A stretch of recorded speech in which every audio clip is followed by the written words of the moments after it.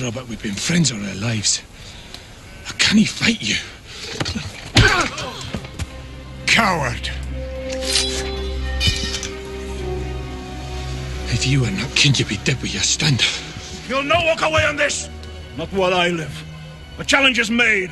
No MacLeod could turn his back on such words. But father is kin. And you're a chieftain's son! Nay, he is also my son husband. He and Danny make him do it. Pick it up, or dishonor your name and all who wear it. Do you know the difference between honor and pride? Be silent, woman!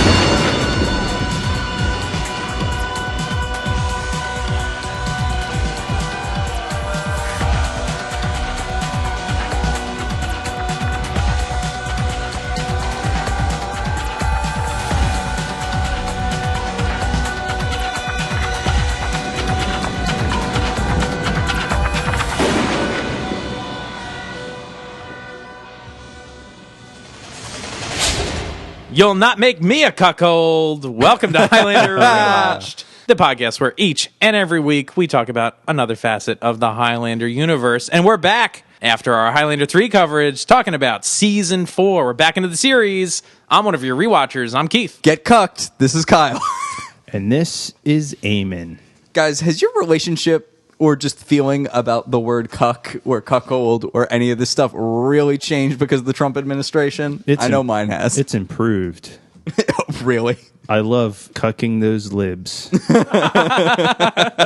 Every day, man. Little special snowflakes. Oh, boy. Yeah. I'm going to sprinkle some snowflakes on my boner. Wow. Excuse me? Giving you I'm some- not sure what this analogy meant. Well, welcome back. We're into Season 4 now, returning to the series. So this is fun. We covered Highlander 3. And expect probably a bonus episode where we read some reader mail. Yeah. We know it's not called that. Listener mail? Listener mail covering all things Highlander 3. I think we discussed it's reader mail because we are reading it. Correct. That's Definitely the best. That's definitely sense. what it is. yeah, that is the most terrible. So we're the readers in reader mail. Absolutely. So it's not mail from us. I think we can prove that point right now by reading some reader mail. Fuck. We've got some reader mail here from Season 3. So we didn't get to read this stuff because it came at the end of our season, and then we had to record our Highlander 3 podcast. So this is some leftover business. So we have to deal with, it's like a board meeting. We have to deal with old business first before we can move on to the new stuff. Have we established a quorum yet? How do we do that, Kyle? Well, let's get out Robert's rules. Okay, good. All right, read this mail. So let's do some reader mail covering two classic Highlander episodes, Mortal Sins and A Reasonable Doubt. One classic Highlander episode. They're all classics at this point, right, guys? If it's just about vintage, sure. Okay, so our first email comes from Brian S. Regarding Mortal Sins. He says... Brian's. Hey guys, easily one of my all-time favorite episodes. Classic bad guys trope. Nazis. I hate these guys. Yeah, okay, good. You're on the right side of history, bro. Yeah. If you meet someone who's ambivalent towards Nazis, you probably don't need them in your life. Very fine There's people. fine people on both sides. There's fine people on both sides. What about the alt-left, guys? What about the alt-left? It was cool to bring back characters from previous seasons. The French pimp George. With Mac's reluctance to go after Daimler, I think he was getting in the mindset that if he was to become a parent with Anne, he would have to be less than a hunter and avenger of morals and righter of wrongs due to his MacLeod honor system. Mac fighting the skinheads, there's a lot of intensity to this fight. Although taking a sip from the one guy's water bottle, ew, agreed. I thought that was the weirdest thing, like rando water bottle. He's just drinks thirsty. it. He's thirsty. He's exerted himself. He has exerted himself. After Lindsay gets bitch slapped by Mr. Nazi and she tells Mac to kill him, Mac goes full-on Scottish warrior beast mode. That quickening is very interesting. One of the most powerful quickenings yet. Not sure if it's all the racist hate that Daimler had in him or because they were very near holy ground. Or as Brian wrote, holly ground. Holly ground. That's in the garden. It's on Christmas? Yeah, that's an interesting, I guess, way to interpret it, is that the quickening is different because it was, like, in proximity to holy ground. What about Highlander 3? Well, there was That no had holy ground, no quickening. But there was no though. quickening, so we'll never know. We'll never know. The world may Yo, never know. Only in the depths of couldn't our do imaginations. The pecking. Always rewatching Brian. All right, well, thank you very much, Brian. Thanks, Brian's. Brian's. I'm grieving the loss of Anne. What stage of grief would you say you're in? Denial. Oh, so she's still in it. So Yeah. you're actually really looking forward to seeing her in our discussion of this episode. I'm right? like, she's going to come back in season 4, episode 1. Homeland. yeah, With here are- Richie, right? Yeah. I didn't watch it yet. Oh, really? I'm going to watch it on my phone as we're recording. That's a good idea. it's less a Imagine if we did that. That would be insane. That would be I don't terrible. know how it Is works. it just an audio commentary? That would just track? be an audio commentary at that No, point. I think we should all watch it separately, like with our headphones in, but like say things live Randomly? as we're watching it. I don't think that makes sense. But that's how we're going to do it. Okay. Yep. Let's really derail the show. Cinedigm. That's right. A reminder to all our listeners that you can find all episodes for free on Cinedigm's YouTube page. So, Kyle, what's the next bit of reader mail we have? This one is about Reasonable Doubt, that classic episode. That rhymes. Yeah. So this one's from James S. James. James is. Yeah. He writes, guys, great podcast as always, but could cut down on the jokes. Delicate people like me are distressed to hear them. Is that a joke? Yeah, that's a joke. Oh, okay. Good. No way that's not a joke. Just Is it a making joke? sure. I don't know. That's going to be our next Twitter poll. How many dick Is jokes? that a joke? Is that a joke? I thought it was going to be like, how many dick jokes do you want? More, less, or just right? It's the Goldilocks the situation. Goldilocks of dick jokes. But on a more serious note, the question of was Kagan sexually molested came up. Ooh. I'm going to say no. This is a blisteringly hot take Ooh. right now, so get ready for this. If Tarsus was a pedophile, then he would have turned Kagan when Kagan was, quote, the perfect age. Oh, man. That's so rough.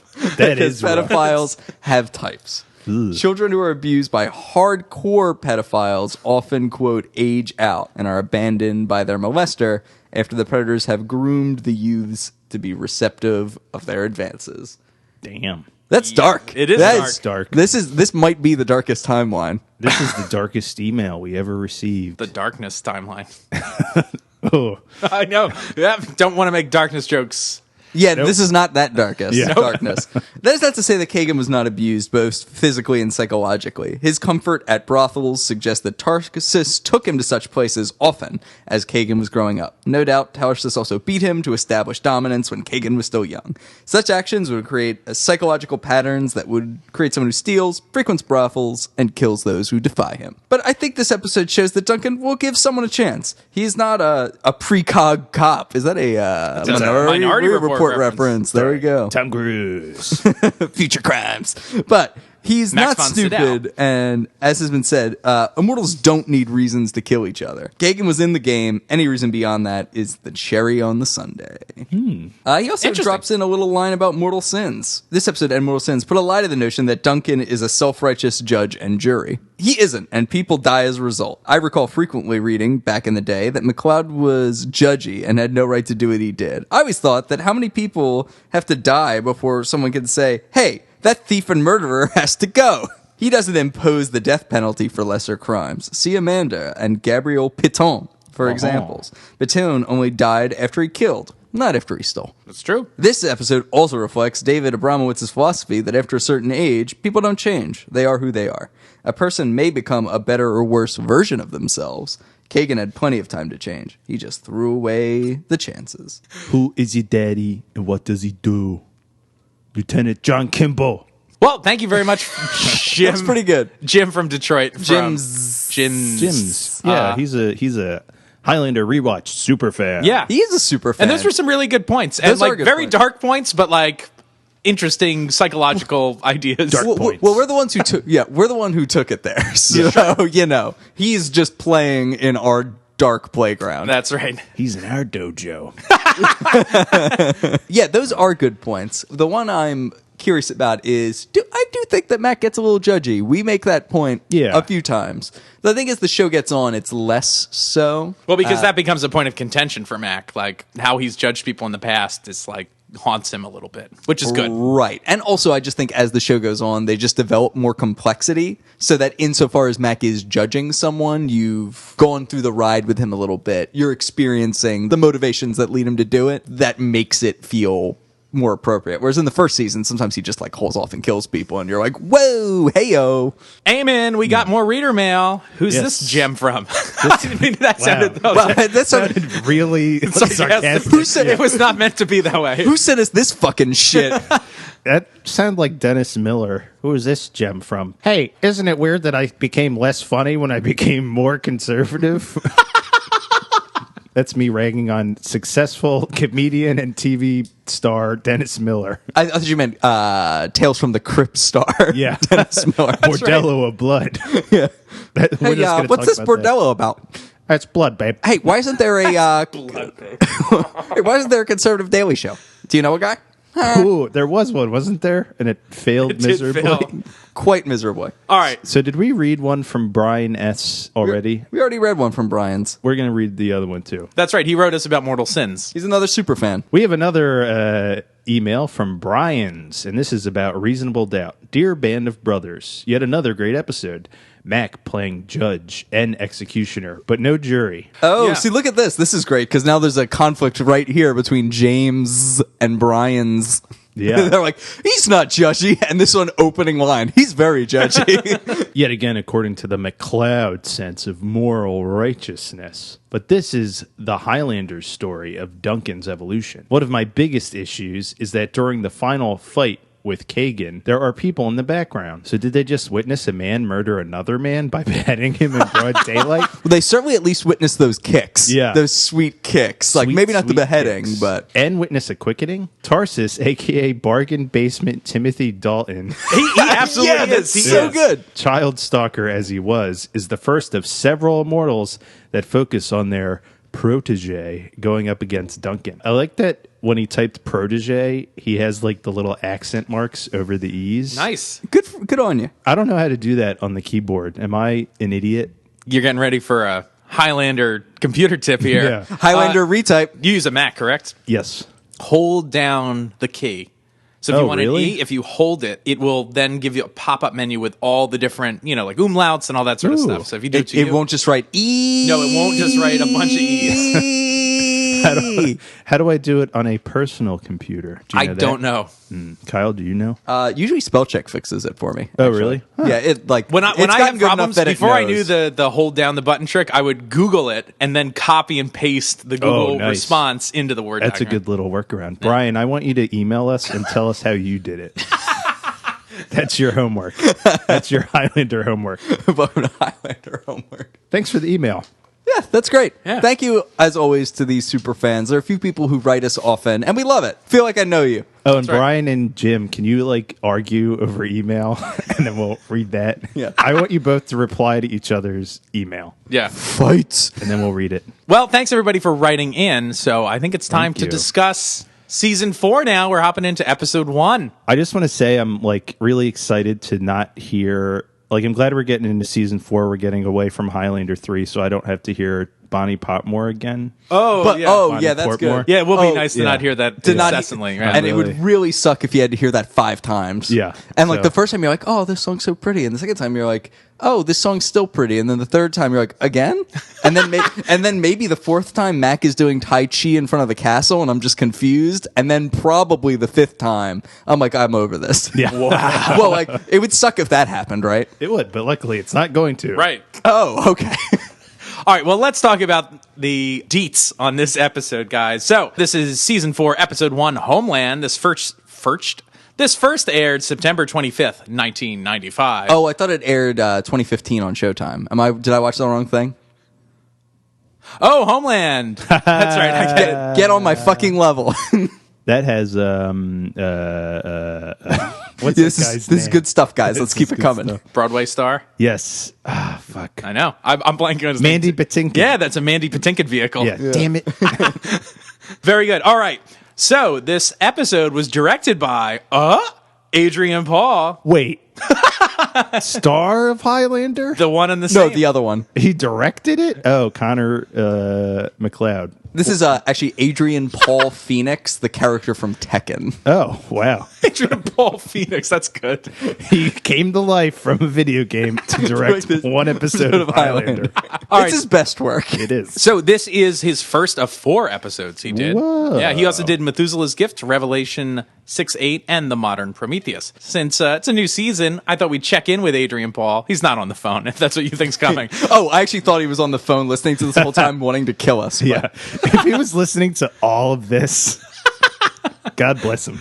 But I was looking at his IMDb page, wondering what's AP up to now, and he has a bunch of shit in the works. I don't know. Really? Yeah. So 5 new movies. Wow. In the works. So he's got a movie coming out called Egil, the Last Pagan. Can you spell that? Eggo, like the waffle? Yeah. Egill. I don't know how to say it. Egil. Oh, like blueberry Eggos. Yeah. Egil.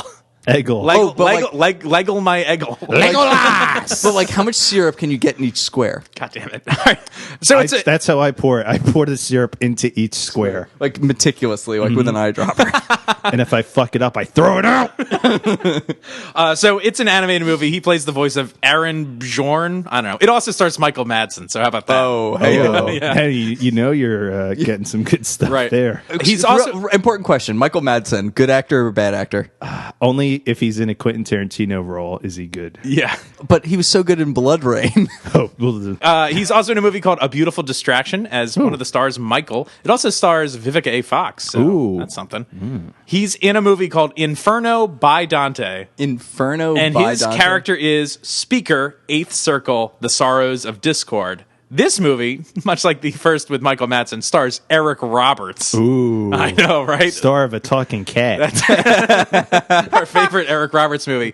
Anyway, I looked this movie up. This looks really Bonkers? bad. It's animated in the sense that it looks like the animation style of Reboot, Ooh. only in the background, and the actors are just, it looks like they're just reading the poem, and they're standing in front of a green screen, which has got animated Inferno Devil stuff behind them. Oh, boy. Yeah. I like Reboot. He's in a movie called Snapshot as Alden Flower, and he's the star of this. And so the IMDb description is, friends reunite for a party and hunting trip. It's the first time they've met since the hunting death of an unknown man. What? Yeah. Gregory, responsible for the accidental shooting, is crippled by guilt. But his girlfriend, Julia, is an investigative journalist, has her doubts. She begins to pick away at the web of lies while trying to keep her own secrets hidden. Ooh. So wait, that he killed him on purpose? Is that the deal? Maybe? I don't know. Or that should've he's called not really dead? We've got a big watch list for the next year. And finally, he's in a movie called Harmless as state prosecutor Gary Feller. Gary Feller? Yeah. It says, based on a true story, the 1969 abduction of an 8-year-old girl led him to his most revolting murder in the What? His most revolting murder. Sorry, led to the most revolting murder in Florida history. Detective Redmond needed miracles to find her body, catch the killer, and bring him to justice. All right. Maybe I'm just biased, but I'm having a very hard time picturing Adrian Paul as a prosecutor. Ladies and gentlemen, there is no possibility that she is not guilty of this pedophilic act. This pedophilic act. The most revolting pedophilia of my career. Oh, boy. All right, guys, so... Objection. This is hearsay. It does not fit under the exception in Rule 8033 for the state of mind of the declarant, Your Honor. He must be convicted because he set him on fire. I would pay to see this, guys. Yeah, well, we all know we are going to pay to see it, either in money or metaphorically. So, Metaphorically pay. so we're doing this. All right, so let's get back into this. That was our AP catch-up. Catching up with AP. Catching up with the he's Associated also the Press. Star of Highlander, the TV series. That's right. Do you know he's Oh. also a director of that? What? He directed 4 episodes. Which one? I thought that was Adrian Paul Phoenix. All right, so this episode was written by David Tynan. The last we saw from him was both finales, part 1 and 2 of last season. So he Little finished. hat trick going here. Yeah, that's right. So the guest stars in this episode were Matthew Walker as Ian McLeod, and he's Duncan's father, and we saw him in Family Tree. So it's cool that they were able to get the same actor to play his dad. And he was on Nightman. And Dayman. And David. Yeah, I guess that's the Dayman's theme. This episode also guest stars Karsten Norgard, as Oh Canwolf. boy. Oh boy, that name. Karsten Norgard. Yeah. His name is just Swedish McSweedson. He was also the coach in Mighty Ducks D2. D2. That's Oh, right. yeah, And he was Coach he Wolf. was. So this guy's got like What? a wolf thing He's going got a on. whole, he does have Yeah. a whole wolf thing going. He was also in the Ken Gord produced Sweating Bullets. Ooh. So I guess there's our connection there. This episode also guest stars Scott McNeil as Robert McLeod. This dude is Wolverine. This is the guy that probably did the voiceover work in The Zone. Oh, yeah. Remember, we were like, this guy sounds like Wolverine, but it's like uncredited. In which season was he, which series was he Wolverine? In a ton. Like, he's the classic Wolverine. He's also Piccolo. He is Piccolo? Yeah. Okay, yeah, damn straight. This he is. guy's like, IMDb is like a mile long. He was also Duo Maxwell on Gundam Wing. Yes, he was. Yeah. He's like I've the been- anime legend, Yeah. Robert McLeod. Yeah, it's pretty nuts that I've been listening to this man's voice for years of my life. Yeah. Like literally years. Yeah. Like since you first heard the term special beam cannon. Yeah. Over 9,000. No, I don't know if he's the that's- over 9,000. Oh, no. That's, No. he didn't do Vegeta. No, that's Nappa. Nappa. Or no, that's Vegeta. cabbage? No, that's Vegeta. Vegeta who says it. Mm-hmm. And then cabbage. Nappa says, I don't know what, any of this stuff." 9,000? Well, Nappa is named after the cabbage. Really? Yeah. Well, like there's tons of food named things in. That's why Vegeta vegetable. He's That's vegetable, Why yeah. he's Vegeta. That's not a joke. Yep. There are characters named Kale and This is a show And- you guys watch? and Kaba for cabbage. This realization of Keith. Wow. You watch this show? Very good. All right, guys, let's do the IMDb episode description. Yeah. Someone is robbing graves and sacrificing men in Duncan MacLeod's homeland of Glenfinnan. In flashback to 1618, Duncan is in love with Deborah Campbell, but she is pledged to his cousin Robert. Robert challenges Duncan and is killed. Years later, newly immortal Duncan fights immortal Canwolf to avenge his father. In modern day, Duncan brings back a bracelet he buried with Deborah. Buried with Deborah. That makes it sound like they went together to bury a bracelet. He discovers the local priest is really Canwolf, or Canewolf, I don't know, who threatens to It's keep Canwolf because they say it Oh, yeah, like they 50 just- times in the episode. This is not a term. This is not a term that you haven't heard. Wendy, relax. Whatever. Canewolf? Who You threatens? just screwed it up again. It's like cane sugar. Was this the guy from Highlander 3? Canewolf? Yeah, Canewolf. Anyway, Canwolf, who threatens to keep killing locals until Duncan returns his axe. The whole time it was your little grave robber who couldn't do the robbing.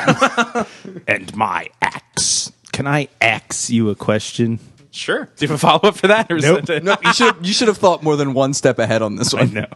We're all playing chess here, Eamon. That was a checkers play. I All was right. hoisted by my own petard. All right, guys, let's hop into this episode. Is this our first cold open? It is our first This is teaser. which Wow. also, what an improvement these cold opens are. I like having them. cold opens are great. It's so And it- much better. And it makes like the theme song even like more punchy. when Like, it comes in. Oh, yeah. Also, so should we- good. do we need to explain what a cold open is? Because we've used, I guess it's a term of art like 10 times now. Sure. It's basically like the show starts with stuff happening. I don't know how to put it into words. It's not like You're the nailing theme this. song right away. Yeah, you like jump It's into some bit of action. Right. You You and- join like in media res Right, usually, and then that happens before the credits. Right. Like establish, the and Office classically did cold opens, if that's something most people are familiar with. Like there was always kind of like a prank or some goofy thing at the beginning that sometimes was unconnected to the episode, but it was just a thing to kind of get you in the mood, and then the theme comes on. or like the classic CSI Right. kind of thing, where like CSI Miami, where he'll make a pun and then put on his glasses and Right. you get yeah. So in Highlander, these tend to be the like catalyst of action, like whatever the action is going to be, which is fun. So let's talk about this cold open. What's happening? We are in Glenfinnan, and there are grave robbers plying their trade. There's a Crow flying around? or a raven. Yeah. So you see That a reminded me instantly of like I was like, this is very Twin Peaksy. Yeah, you see a hood, and then you see a hooded man and his pet crow. Like- so, how many times do they say these grave robbers' names? Like 50. And the one dude, it's like, come here, Kevin. It's like Kevin, Kevin. because it's like this like shrouded man, and it's like Kevin. It's like, what is I've got more plans for you, Kevin. it feels like They they're killed LARPing or Kevin. something, like. Like, also, spoiler alert, Kevin not meeting a good fate. No. And there's some good grave puns here. Oh, you've made a grave mistake. This killed me. So the one guy is stabbed, and the other guy, he's like, I've got plans for you, Kevin, or whatever. Or is it Kevin that dies, or Brian? Maybe Brian was his original name. That's another thing. In the script, I'm 90% sure that his original name was Brian, and they were like, no, it's a Kevin. They saw the actor and were like, You're Kevin, man. Brian gets killed and Kevin is taken away. Yes. Oh, okay. That's what it is. Also, Brian and Kevin. Brian so and Kevin. they have a dialogue where it's clear they're looking for something for this guy. And they're like, well, how do you know it was here? It's like, because he said there was a battle here. And they're like looking for something. At which point they get into a dispute with the hooded man over what they're going to do with whatever despoiled treasure they find. And then this stab is really awkward. So for some reason, the way the stab looks, it almost looks like the sword doesn't go into him. Yeah. It kind of just like he pushes him with the tip, and then he dies. I was like, wait, did he stab him? Like, it was, or you just shove him over. It looks odd. The cold open ends with them kind of painfully, slowly dragging the body off frame, and then the camera stays still and they just drag the body off, which is funny. Yeah, it was kind of funny. It was like, this is a weirdly light moment for it was for this homicide. And there's like off-camera dialogue, which I always think is weird. It sounds like they just like wedged it in. So that's our cold open, and then we hop into opening credits, and these are new opening credits. Yeah, this season. Should we talk about what this says? It gives you the background on who Duncan MacLeod is, which is good. Yeah. So it talks about him being like a lover, a warrior. I love when he cocks his gun. It's like yeah, it's got the this clip great from echo. Revolutionary when he's like in his Mexican revolutionary garb. It's and, awesome. Like he cocks the rifle. It's awesome. Yeah, but then it also explains who the Watchers are. So this does a good job of like explaining kind of what this show is. You know what? It is more different than I gave it. Yeah, credit for. absolutely. So here, I'll just read it. It says, and it's done by Joe. He says, he is Duncan MacLeod, the Highlander, born in 1592 in the Highlands of Scotland, and he is still alive. He is still alive. Yeah. Do you want to do it in the voice, Eamon? Yes, he does. Sure. He is Duncan MacLeod, the Highlander, born in 1592 in the Highlands of Scotland, and he is still alive. He is immortal. For 400 years, he's been a warrior, a lover, a wanderer, constantly facing other immortals in combat to the death. The winner takes his enemy's head, and with it, his power. I'm a watcher, part of the secret society of men and women who observe and record, but never interfere. Not true. We know the truth about immortals. In the end, there can be only one. May it be Duncan MacLeod, the Highlander. There you go. Awesome. There's like dates scrolling on the screen. Right. Yeah. I think it's cool that he says, may it be Duncan MacLeod. Like, he's like rooting for him or whatever. But he's interfering. All the time. Constantly. Do you like this more than the other one? I like season 3 more. Than Really? this. Really? Why is that? I think this one's like corny. I feel like the other one is like less goofy. This seems a little goofy to me. Is it the dialogue or the way, like the images and the whole thing? I think it's the dialogue. Yeah. The thing I like about it, I might agree with you in the context of like you're someone who knows the series well and knows everything about it. Clearly, this opening sequence is set up to do work. Highlander has a lot of rules for TV in this era. Like, you're going to be very lost, and it needs to do a lot, and they need to tell you a lot about Duncan MacLeod in this opening.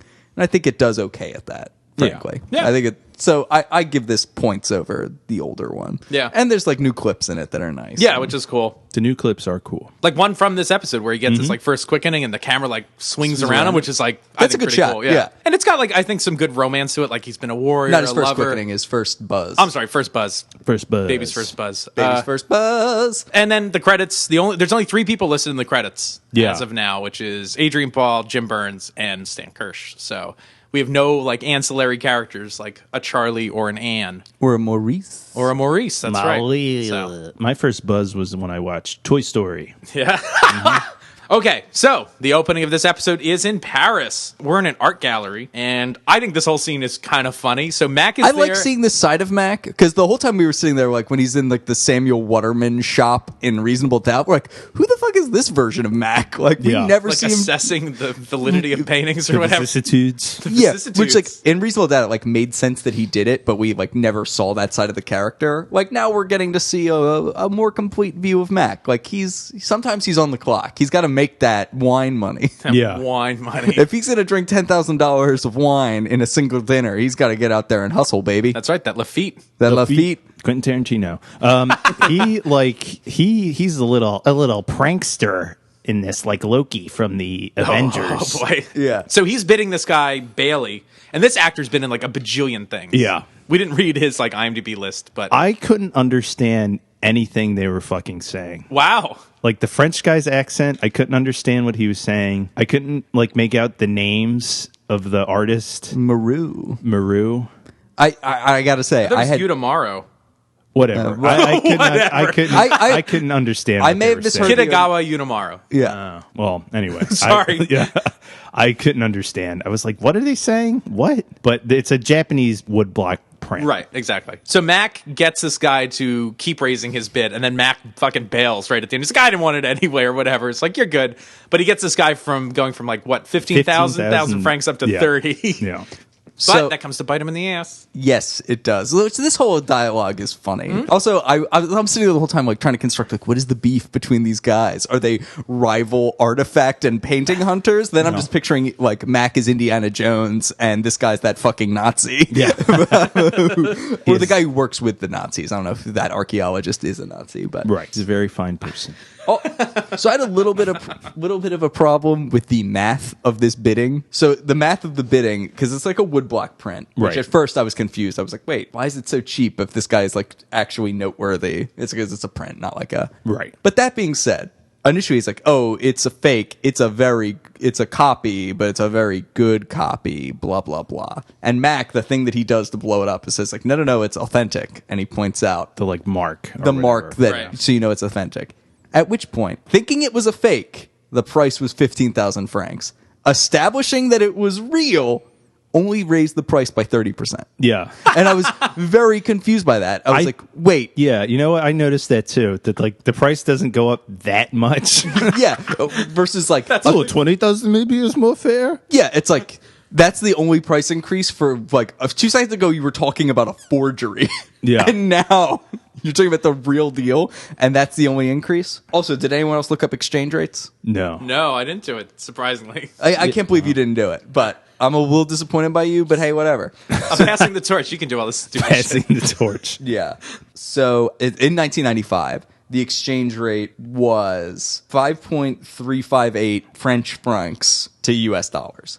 Okay. Per US dollar. So he's only effectively paying 1/5 of whatever price is thrown out here, which I thought was more significant when we're talking about the bracelet later. Because I was like, how is this thing worth so much more than Yeah. this painting? Because after the painting is taken away, Mac sees a silver Celtic bracelet. Right. Yeah. So And he's Mac like, gets like, "Whoa." yeah.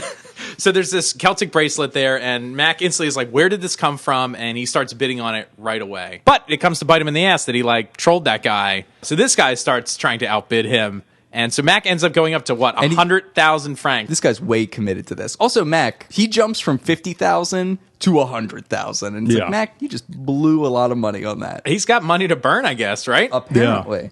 Yo, So- I wish I had Mac money. Mac money. Yeah. By my count, the 100,000 francs he paid for it is $18,663.68. Damn. Roughly.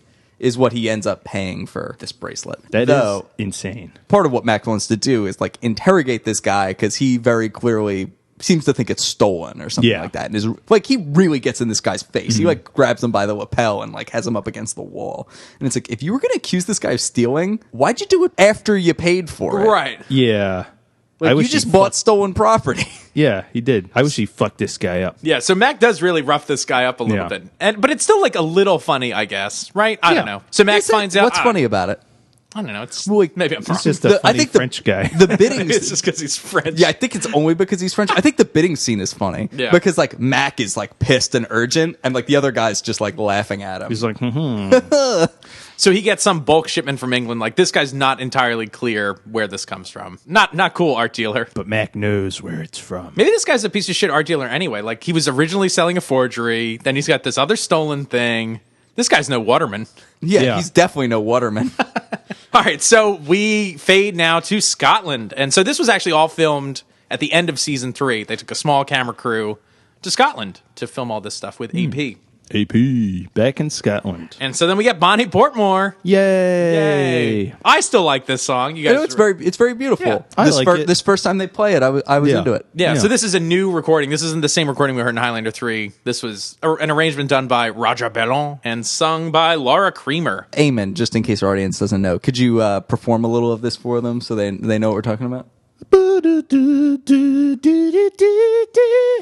I don't know the words. Very good. It's a very pretty song. Mac has his sword like wrapped in like a canvas cloth or something. And just like slung on his backpack. Also, at this point in my notes, I just started trying to write different backpack Mac puns.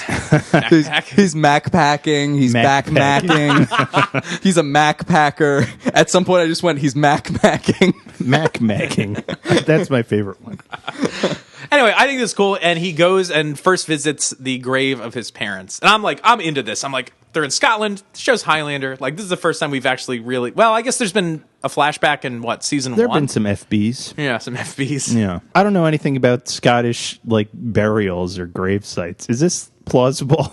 That their graves would still be there in this like preserved state? I don't know, maybe. Yeah, I think so. There's tons of old graves about. So a woman approaches and her out of nowhere. Where did she come from? Is there a car? Yeah, I was like, what the fuck? And she's also like wearing like she looks like she's wearing like office wear. Yeah, she's wearing like a skirt suit. Well, I think that's because she's going to a funeral. She's going to a funeral. So I think she's on her way to the funeral. Is she walking? I think so. Yes, yeah. Okay. All right. I was like, where the fuck did she come from? Because it seems so remote, and then she just emerges. Also, this is about her in general on this episode. She is really abrasive.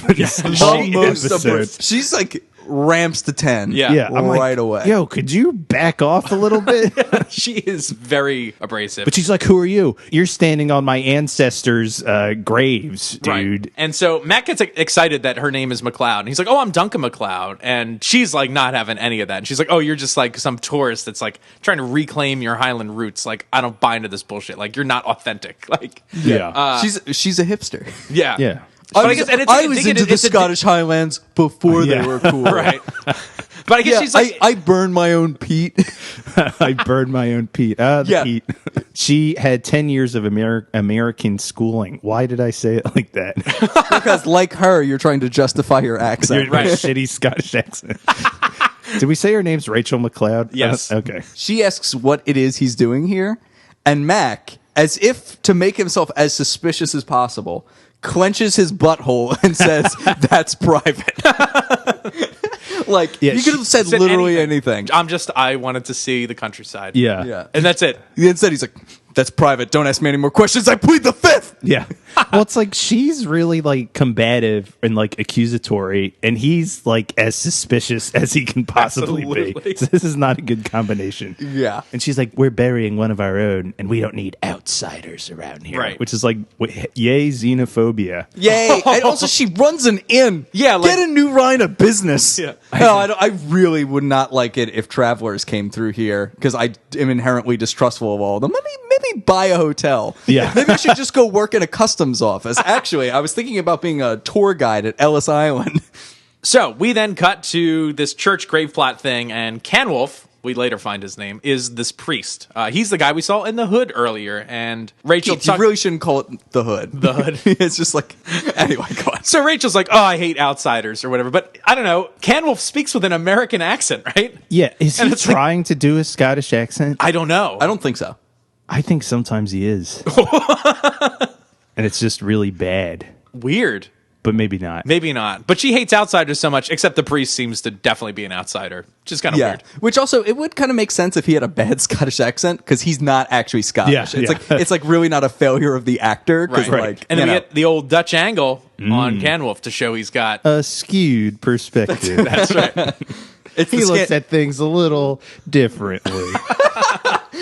All right, so then we cut to Mac hiking, and he walks by... hang on, what's a Dutch angle, guys? We gotta explain this shit. Well, he's literally a Dutch angle, right? Isn't he, like, Dutch or something, this actor? He's like Swedish. Swedish angle? Yeah, Swedish angle. Dutch angles go to the right, Swedish angles go to the left. Oh, that explains it. So it's like when the camera's, like, at a skewed angle. Right. And it was popularized in Batman 1966. That's right. So Mac is hiking more, and he walks by this woman carrying groceries, and he's like, hi, or whatever. But she's, like, connected to the Highlander universe. She, I believe, is, like, the head of the fan club, I want to say. Oh, wow. Or the Scottish branch of the fan club, which is kind of cool. The woman he walks by carrying the groceries. So that's, like, why she's in the shot. That's pretty cool. Because she lived around there, and they had her come in. Oh, wow. She lived around there? Yeah. That's awesome. That's awesome, yeah.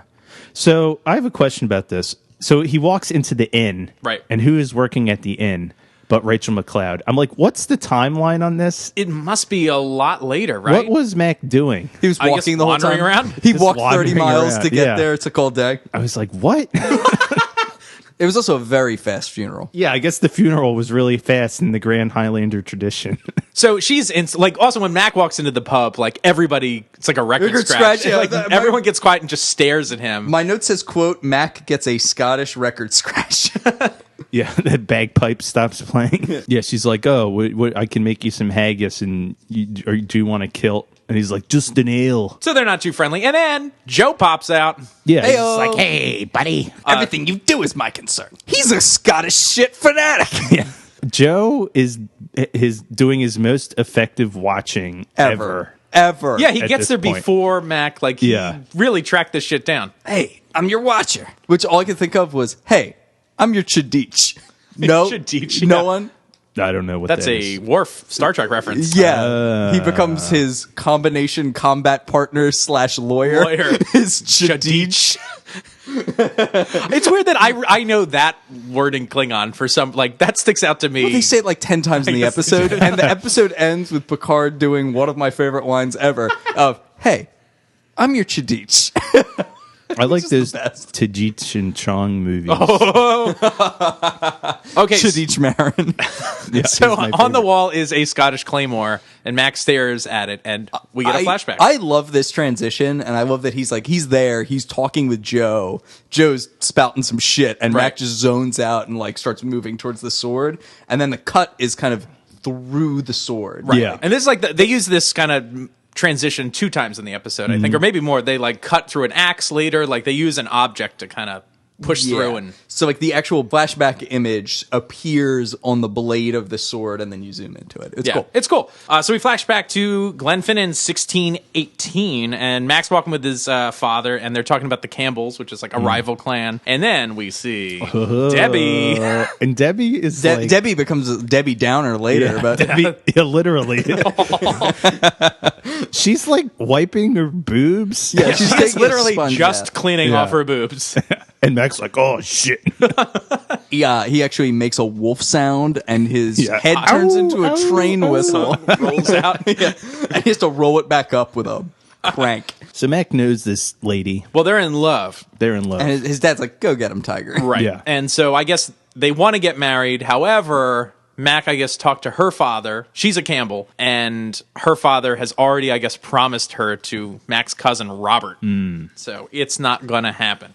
And Mac is here to deliver the bad news in his young Mac voice. That's Young right. Mac. This is like Mac before his balls dropped or something. I don't Yeah. understand. He's like, oh, hello, but I love you for all of my days. Yeah. He's like, and he has like kind of like sweet puppy dog eyes. Yeah, Like, yeah, like that's there's what a I was look gonna say. about him that is very innocent. And, Yeah. Yeah. Which is good. Good on Don't Adrian you- for like really making a difference in his acting, I think. important question though. Do your vocal cords really change if you're immortal? I think they do. I think you become gruffer. Okay, so his vocal cords are not locked in place at the time when he turned, Yeah, I guess not. right? Like, I totally buy that people's voices change over time, but is his voice changing over these 400 years or whatever? No, I think it's still the same voice. I just think it's like a level of confidence the way he speaks is just different. No, it is like an octave lower. He's like, oh, hello, I'm Duncan MacLeod. And now he's like, there's a possibility. He's like, oh. Well, It sounds like his voice is like the product of like 50 years of hard living and some brandy. Like, that is a change. So we skipped the part where Mac says we can't be together. Oh, She's yeah. freaking out about it, and he gives her the silver bracelet. That's right. So then we cut a little later and find out that Robert is a piece of shit. Yeah. And he's like a real abusive So he boyfriend. like sees the bracelet on her, and he's like, "You have to give this back. You're not going to wear something another man gave you." Right. This basically boils down to her saying, "I'll marry you, but I'll never love you, and I'll always be thinking of Duncan MacLeod when we have sex." Yeah. Which is, wow. And then he's like screaming. He pushes her down. He's like, "You'll share my bed and bear my children," and like shoves her to the ground. It's no good. yeah, it is real bad. And then he's like gonna slap her, and who steps in but Dunko? Dunko grabs his. I was trying that out. I like it. Okay, we're liking it. Dunko grabs his Dunko hand Baggins. before he slaps her, and he's like, "I'm not going to let you hit her." And then Robert fucking throws it down, and it's like, "All right, I challenge you to a duel. What does he say, Keith? He's like, you will not make me a cuckold. Yeah. Get cucked, libs. I'm not getting cooked. You're the cuck. No puppet. So Mac does not want to fight him because he's like, this is not worth it. We've been friends for years. You're my kinsman. But he's like, nope. And his dad like pressures Mac to like, Yeah, Mac's actively walking away. and he's like, you're a chieftain's son. Like you will. No McLeod show honor can here. turn his back after such words or Right. some shit. Yeah. So then there's some like, this is the clip at the top of the And episode. the father has the sword. Right. So Mac's mother comes over and she has a very different opinion. And this is a really great point she brings up. Like, what's the difference between honor and pride? Like, which one are you trying to, serve here? Which I think is pretty interesting. And so she does not think Mac should fight as well. His mom is great. Yeah. Yeah, There's- she's a level-headed lady. Yeah, this is one of, I guess, 2 big interactions we see with her. And both times we're like, good on you. And Ian is like, be silent, woman. So there's yeah. a lot of like, Great stuff happening. yeah, good treatment of women in this flashback. Yeah. Guys, I just want my country back. So Mac gets peer pressured by his dad into fighting his cousin. Right. Yeah. It's fucked up. Yeah. So Mac ends up, they knock over like a fence with some sheep. Yeah. I love this fight. Yeah, it's good. It's really good, and it's like full of emotion. Like they really are very upset. And Robert, after the sheep dive, manages to like cut Mac's arm, and Mac's like, okay, like because a That's lot it? of You can be traditional satisfied. duels were to first blood or something like that. So it's like, but that's not enough. Robert No. is. Robert's a fucking dickhead. He's a dickhead. Why are they friends? Well, he's got like anger problems. That's why he's Wolverine. yeah, that's true. So Mac ends up stabbing Robert, and then Robert dies, and it's like, oh. Dies in his arms, and That's Mac right. does not take it well. Mac's father's basically like, you had to do that. I raised you to be the leader of this clan. Right. And you have to do shit you won't like.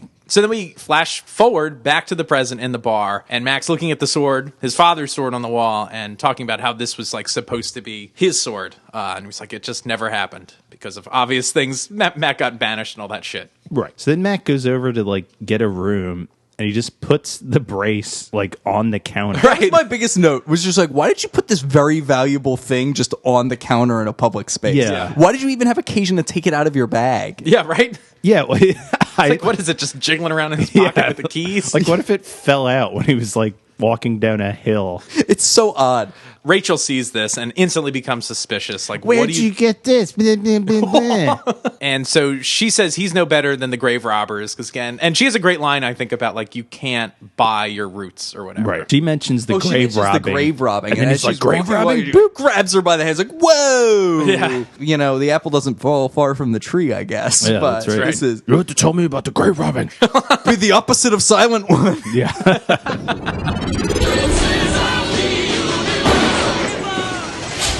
Hey guys, so I got my report card and I want to put it up on the refrigerator. What can I do that with? God, I'm sorry. Well, Ant-Man. first, how was your report card All this F's. semester? All F's. Oh, why do you want it on the refrigerator? As a stern reminder that I need to up my game. Oh, okay. Well, unfortunately, I don't have any magnets so we can publicly display your shame. Oh, man, I don't either. But I bet there's probably an easy way to get them. There is. That reminds me of the Highlander magnets that we made. Oh, those. How could I have forgotten? I don't know. Well, how can we order these magnets? we can order them on Facebook or on our Etsy store, and there are 5 magnets featuring 4 characters from Highlander, 2 Duncans, a Mythos, a Joe, and an Amanda. That's right, a double dose of Duncan. A double D. dose of Double D. Duncan. And they are currently on sale for the low price of $15 for all 5. That's like $3 a magnet. That's bonkers. It is bonkers. That is bonkers. And These they're pretty strong. Like, how many of your report cards do you think they could hold? like 4. 4? I think So, you can like- do more than 4. Or yeah, 5. probably more than 5. Yeah, probably 5. I think 5's good. So you can see so many All Fs. my Fs. 5 report cards worth of Fs. That's a fuck ton. So if you want to see a fuck ton of my Fs, you better order me some of these Highlander magnets. That's right. And order one for yourself. So head on over to our Etsy or Facebook store today to pick yours up and support the Highlander Rewatch podcast. Back to the show.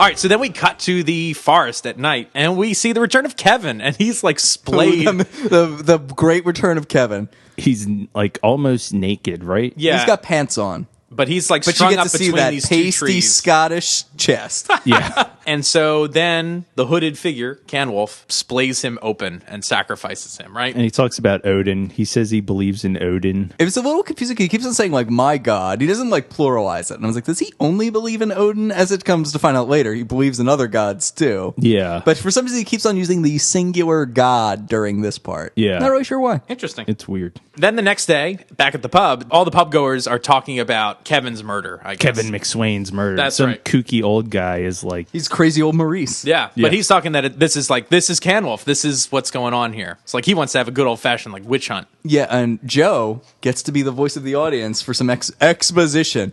Who is Canwolf? Right. Did I miss something? Who? the old man says at one point they had to have a closed casket funeral because of how brutally Kevin was killed, because they didn't want to scare off the tourists. And Rachel's like, fuck the tourists, I don't care. And It'll again- put me out of business. Yeah, again, to Kyle's point, you run an inn. Like, come on, man. So we also find out that part of this legend is that a MacLeod will come back from the dead to defeat him, which I think is cool. Yeah, that there was like a Viking raider who was destroying everything, and that a MacLeod rose from the dead to defeat him. So somebody makes a joke to that effect, and this old man is not having it. He gets real pissed. Tell that to Kevin. So then we cut to the church, and Canwolf is there with Rachel, and he's asking if there's like any more death records on file, because I guess he's worried with all the grave robbing that they're like losing track of people, but he's not really. He's looking to rob more graves. The scheme becomes clear. And so the idea is, I guess, that he's looking for his axe, what we later find out. And I guess he thinks it's buried in one of these graves, right? Yeah. Yeah. So, but then she mentions MacLeod's like sniffing around or whatever, and he's like, well, let's not call the police, because I think he wants to see Who this is. That's right. What's And also, he going probably on. just doesn't want more cops around while he's trying to rob all these graves. Exactly. Right. So then we get a crazy bit of dialogue. I love this. I laughed out loud. Tell us what happens, Kyle. So he's, again, playing this priest, and he sees her out. I think it goes from being like just a focus on him to being like a full focus shot. So now you see in full view like the crucifix behind him, and he just goes, what are you looking at? Yeah. I was just like, this is good. I don't know. I thought that was funny. You It guys was. don't seem to think that was funny. That was a liked little it. cheesy.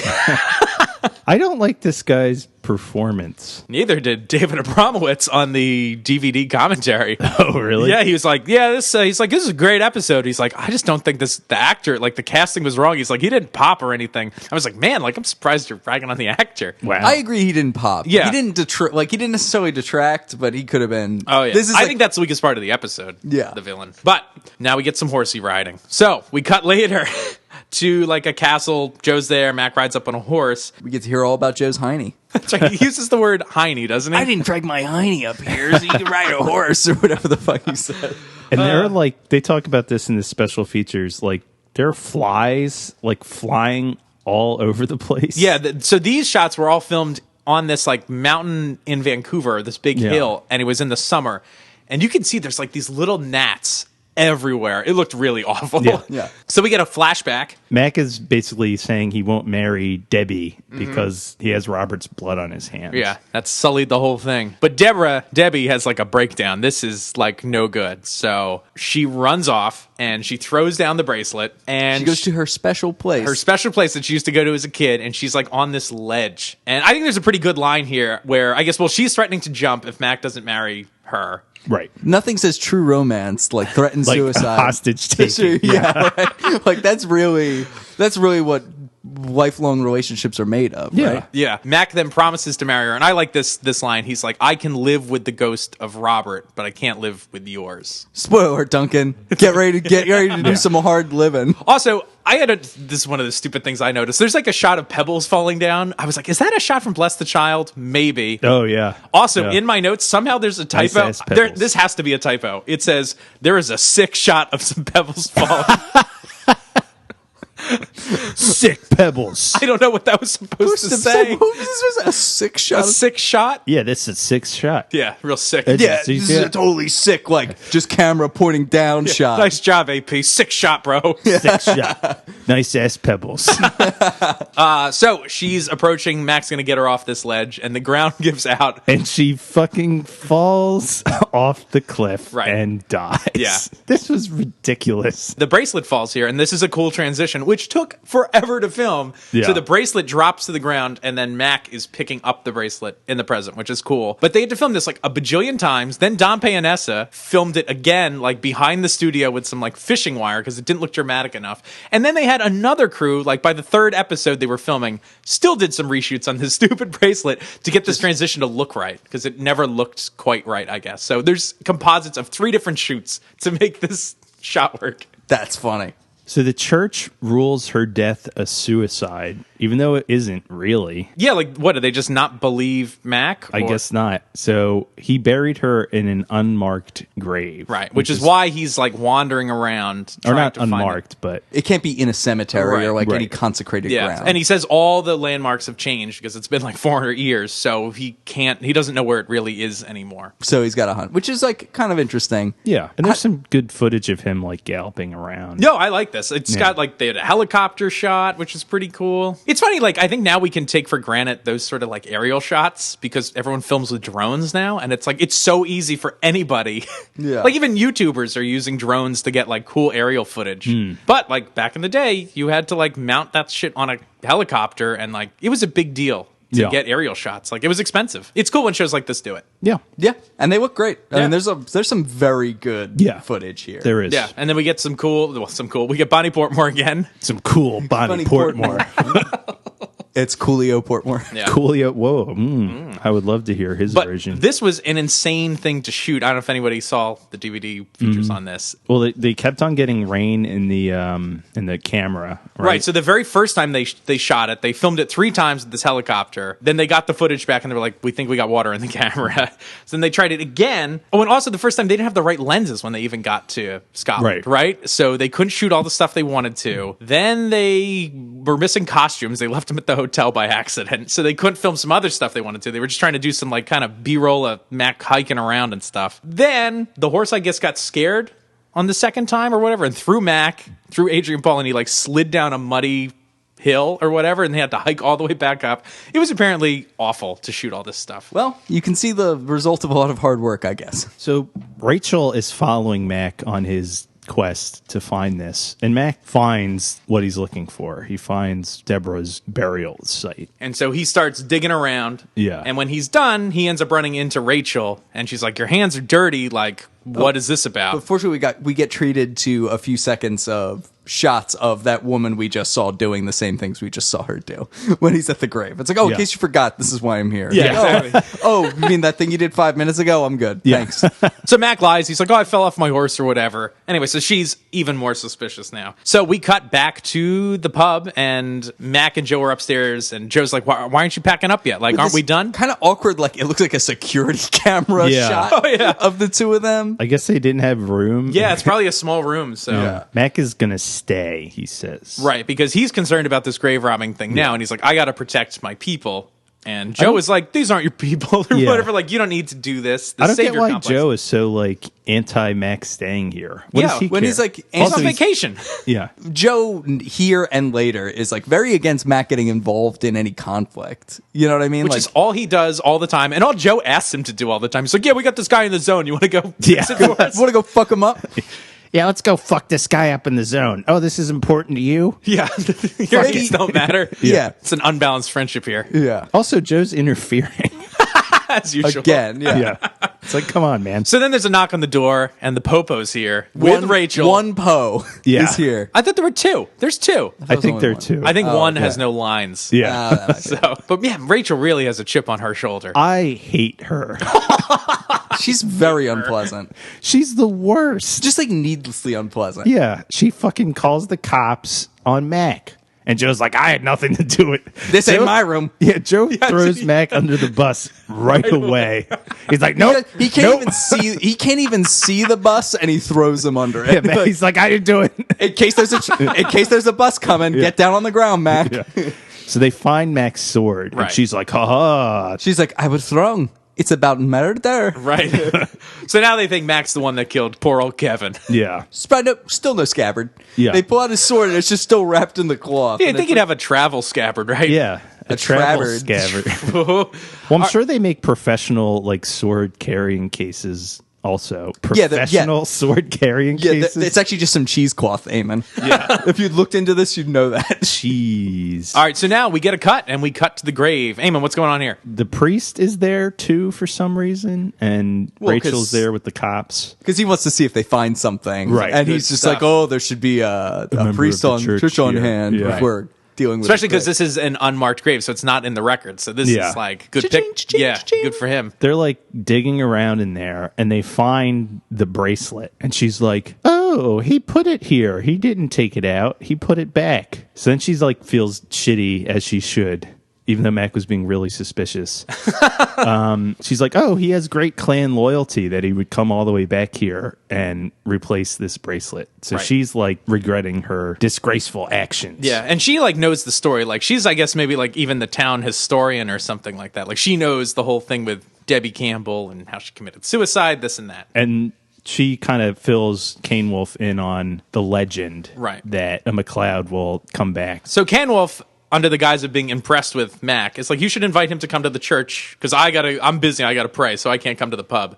But invite him back to my place. I'd like to meet this guy. Which is interesting. And I guess this all just blows over? Like Mac's not under arrest or anything? Yeah, we get Or back to I the guess we pub don't and see- Mac is just He's free. playing playing darts with Yeah. Joe. So I guess they didn't arrest him for murder. Yeah, I don't understand. But they Also, because are Rachel. testing his sword. Yeah, how is that not they're enough sending to it hold to him? Edinburgh, like presumably to a crime lab or something. Yeah. But he's free to wander around. Yeah, this is insane. This doesn't make any sense.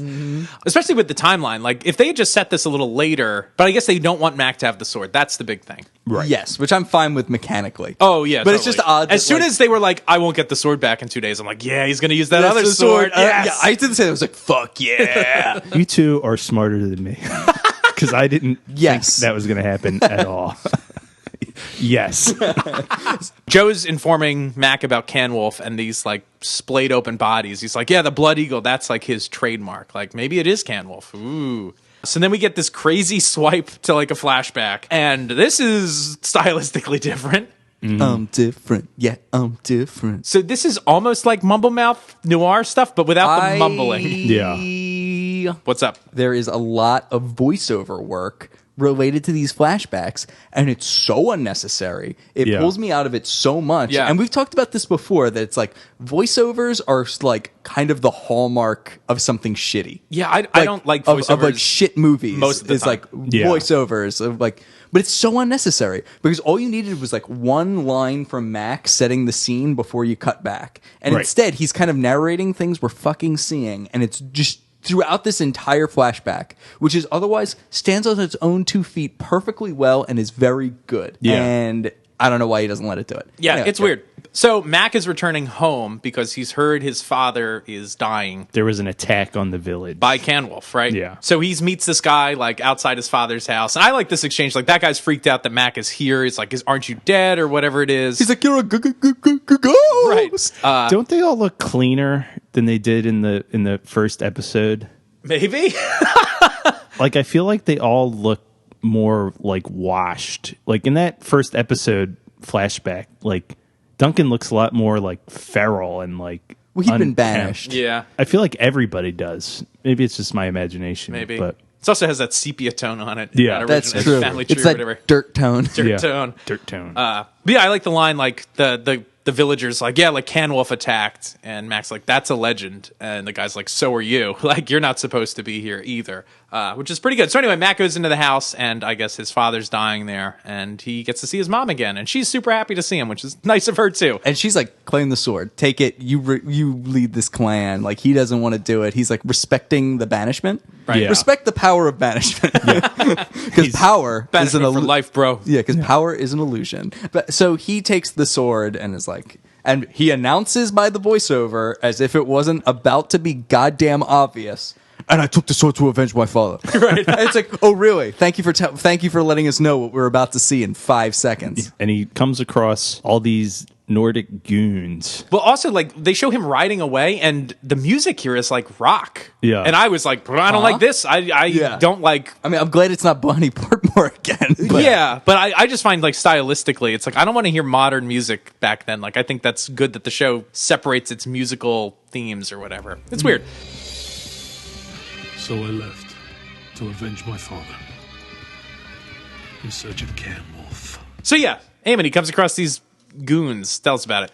He fucking kills the shit out of all these goons. One with goon. the It's only giant- one goon. Or one goon with a giant sword. Yep.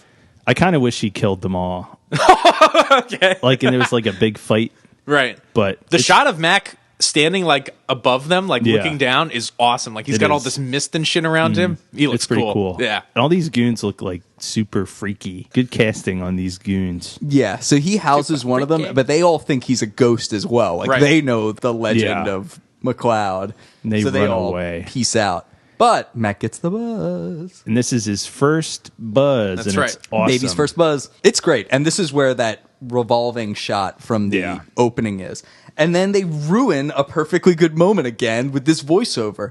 It was my first time. I didn't even know what it was. It's like, really? Because you're about to have you're about to have an exchange in the flashback with the guy where he's like, you don't even know what you are. So like, we knew that. Yeah. We already knew. You're not giving us more information. And when they come out of the flashback, they hang a lantern on that too. Like, I didn't take his head because I wasn't They immortal. explain it 3 times. Yeah, it's like- Yeah, it's like a gag in legal writing, and it's super irritating because it's not good writing for the Earth. Where it's like, when you're doing legal writing, you're like, I'm going to tell you what I'm going to tell you, I'm going to tell you, and then I'm going to tell you what I just told you. Right. And that's like a format, and it's really frustrating. And they Yeah. do that here, and it drives me insane because it's like, I can accept that in a legal brief, not Not in my Highlander TV show.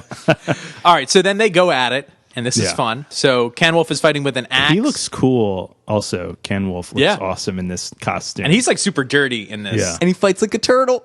yeah. Yeah, he's got a shield on his his back, back. which apparently is a traditional. Efron McAsh was talking about like how they would wear the shield on their back to deflect blows. It wasn't like having a sword in one hand and a shield in the other, which is kind of cool. Yeah, that they it was got to cool. display like more traditional Viking fighting, which is neat. Yeah, Yeah, it's this- great. this is and this awesome. fight's awesome. It is It's awesome. great. This is a great fight. And Mac with this two-handed claymore thing is awesome. Like, everything about this is fun. And Yeah. he does a really good job swinging that thing around because it looks extremely heavy. Yeah. So Mac ends up, well, he's getting beaten most of the time, but then like Mac kind of trips over a little bit, falls backwards, and is able to get a stab into this guy's like side or back. Which kind of mirrors how he beats Robert. That like he's kind of like frantically dodging to the side and then like digs his sword into like the midriff as he's dodging away. Like it's a kind of like a desperate flail in both instances. Canwolf falls to the ground, then Mac like stabs the shit out of him. With like a big downward thrust, and that's it. So he takes his axe and gets out of there Goes because he away. does not know what the game is or anything like Right. that. So Yeah, he has no reason to want to take his head. Right. And then he gives this fun line about like, I took the axe because like, I don't know if there's a Valhalla, but if there is, like, I wanted him to enter it weaponless. Yeah, Or, which is you cool. know, yeah. Right. So then we cut back to the present, and this is another one of those transitions like through a weapon. So it's the axe head that we dissolve to. The axe head and Mac's head in the axe head. There we go. A lot of head action. Yeah, a lot Axe. He's also drinking. A lot of He's head also action. he's also drinking a beer with a nice frothy head. That's Yeah. right. Why is he still at this inn?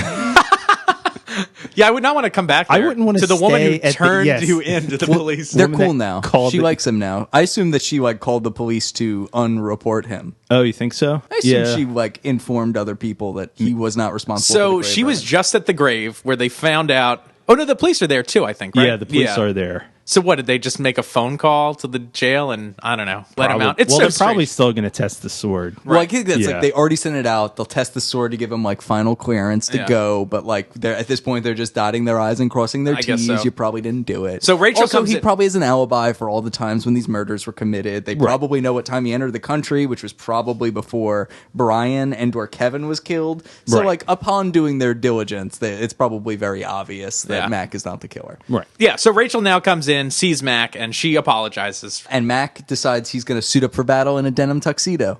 His Canadian tuxedo. He's like, oh, I got to go as the Mac. Right, so Mac goes off to meet Canwolf in the church. So we cut to the church. Mac gets a buzz instantly, and it's Father Laird.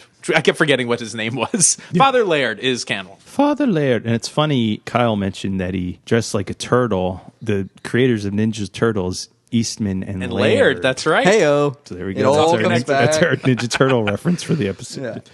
So we find out how Canwolf came to be in this town, and I guess it's like at some point he got a clue, a raging clue. Oh, there was a pin, I think, like his Nordic pin or something turned up somewhere, and it was stolen by grave robbers from Scotland. And he was like, "Oh, that's where my axe must be still." And he kills a priest before he gets to the town. Right. There was And, like a new priest coming to town, and he takes him out and takes his place. Yeah. So that's how he's finagled this whole situation. He believes that his missing axe was used by Thor and Loki, Forged by them. Yeah. forged by No, he says it says an axe. He says an axe made by the gods, used by Loki and Thor themselves. So he thinks Wow. that this is like some godsend axe. Why did they both use the same axe? Well, I assume not at the same time. It's not like a four-handed Yeah. operation. Did they do like tradesies? I guess. I'm gonna assume that Loki stole it and then sent it to Earth. There we go. Yeah. The little trickster. Ooh, that guy. He's going to keep killing people until he finds his axe. Yeah, like, and he believes that by performing these rituals, he's like getting insight from Odin that will help him find it. Right. And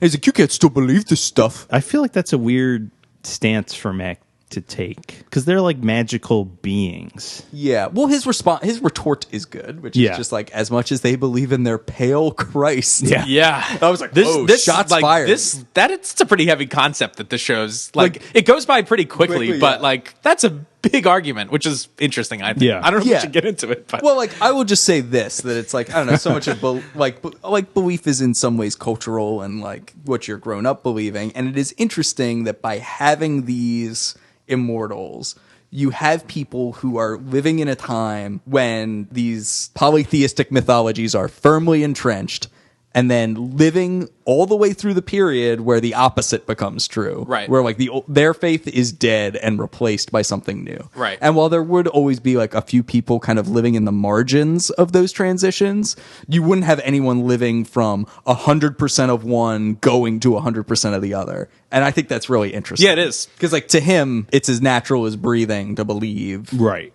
these things. It's like he would have had to have a dramatic conversion to change his mind about it. Right. We cut back to Joe and Mac's room, and Joe's like, I can't believe all this crazy shit. But Mac is like, I'm going to give him his axe back to like end this. So he says he buried it in his father's grave. So this whole thing has been about not grave robbing, and now Mac Goes in grave robbing. He's like, I'm going to go rob I a didn't grave. think about that. I've got to solve this grave robbing problem with more grave He robbing. just is leaving the inn with a shovel, and Rachel's like, "Wait, where are you going?" He's like, "Oh." Well, at this point, she now believes he's a ghost. So it all works out. Which, why does she believe that? Great question, but she's on board. And Joe is still like, "Well, you should just leave." Yeah, like, why doesn't he want him to fight this guy? He's murdered a bunch of people. Yeah, He this knows guy- that. Yeah. In the most horrifying and brutal fashion possible. Yes. Did anyone look this up? No, No. They reference it several times, something called the Blood Blood Eagle. Eagle. I will just read you the description of what this thing is. Apparently, it is in part so brutal that they question whether or not it was ever actually done or if it just exists in literary references. And there's like Damn. a historical debate about whether they actually did this. The Blood Eagle is a ritualized method of execution detailed in late skaldic poetry. According to two instances mentioned in the sagas, the victim, in both cases a member of the royal family, was placed prone, the ribs severed from the spine with a sharp tool, and the lungs pulled through the opening to create a pair of wings.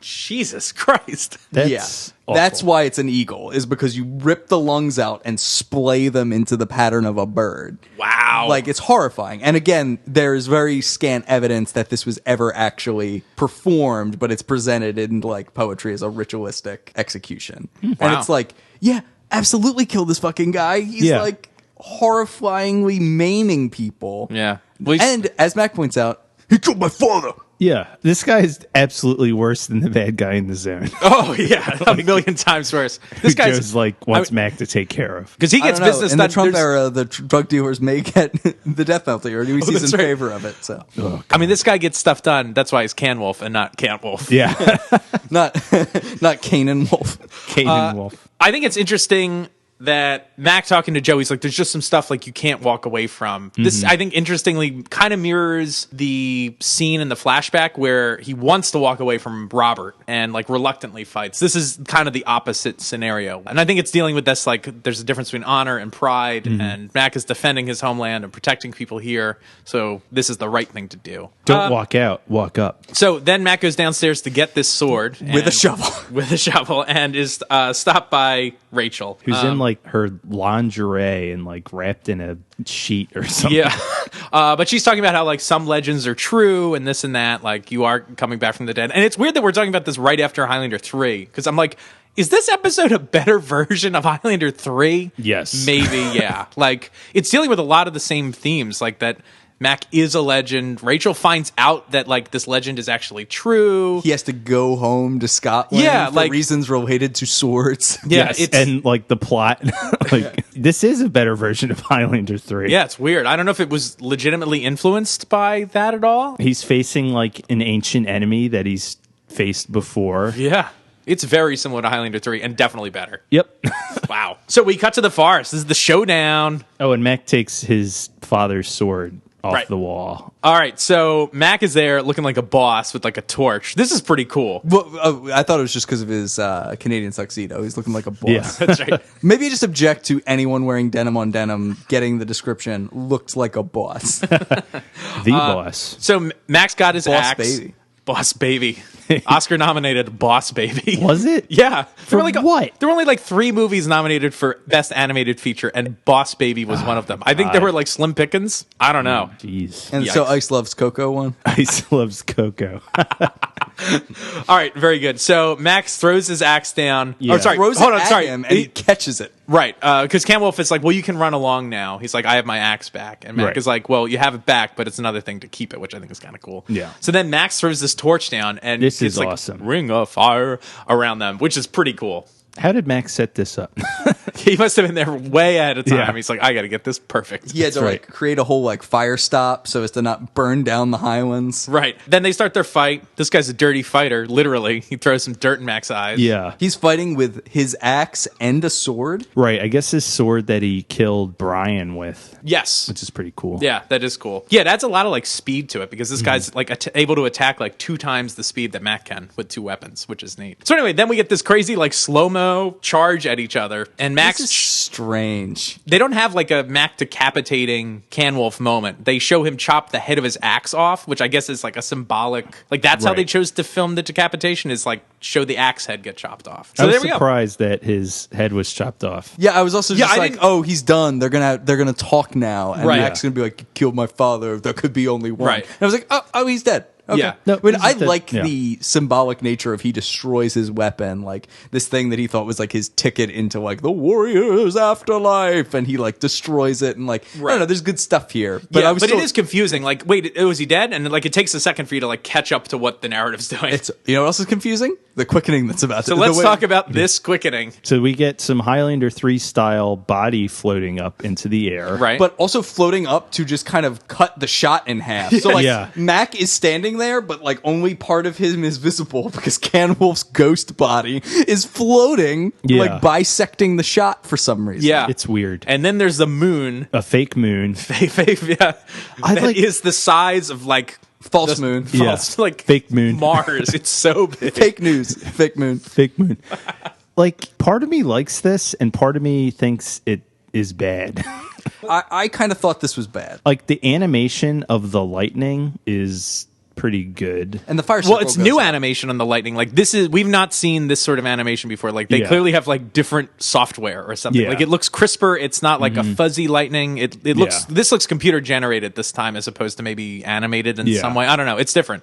I liked that, but yeah, the body floating and the big fake moon, that was weird. Yeah, it's distracting. Ken Gord talks on the special features about like this was a hotly contested quickening because Yeah. I guess the first they wanted to do stuff in the forest like we'll have all these trees fall, but that's like way too expensive to set up trees and knock them over. So they came up with this idea like how can we make this interesting? And so they put this giant moon, and I guess it seemed like 50% of the people, including the fans, like hated this, and they were like, this is awful. And they would always like make jokes about it, like, you want this to be a moon shot or something, which I thought was pretty funny. So Mac wins. Yay. And the raven flies away. Yes. His pet's gone. So then we cut back to the pub for the denouement. Rachel is there, and she's like, I knew you'd come back. Mac returns the sword. And then we're outside with Joe, wrapping things up. And they're at the Highlander, like the Scottish Highlander monument. And Joe's joking around, like, he's like, oh, you think they had you in mind when they put that up? Ha ha ha. And Mac's like, probably not. And then, no, episode's over. So hang on. So, Kyle, you do not like the denouement of this episode. Tell us why. Well, because there's like three. He like comes back, he puts the sword back, and he has an interaction with Rachel. Then he has a very short, kind of duplicative interaction with Joe, and then we get more Bonny Portmore and like these weird aerial shots of like the castle and McLeod doing Tai Chi in front of it. Yeah. I'm just like, why did we do this 3 times? I think the dialogue with Rachel is actually where this episode ends. For some reason, they felt the need to have like 2 sentences of extra dialogue with Joe. Fine, end it there.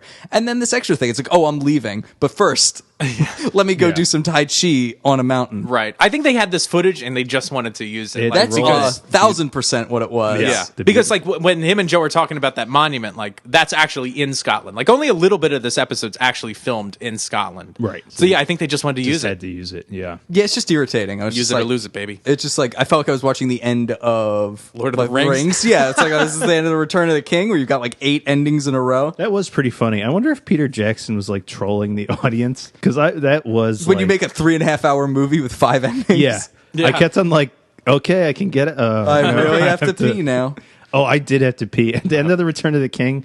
I had to pee so bad, but I just stayed. So, guys, before we wrap up this episode, I thought we'd play a little game. Game time.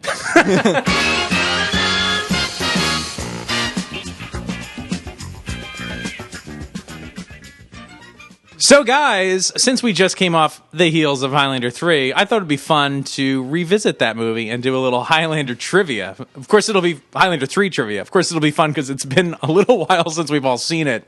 Oh boy. This game was, I'm not going to lie, intended to go at the end of our Highlander 3 episode. And, yeah, we kind of ran out of time / steam.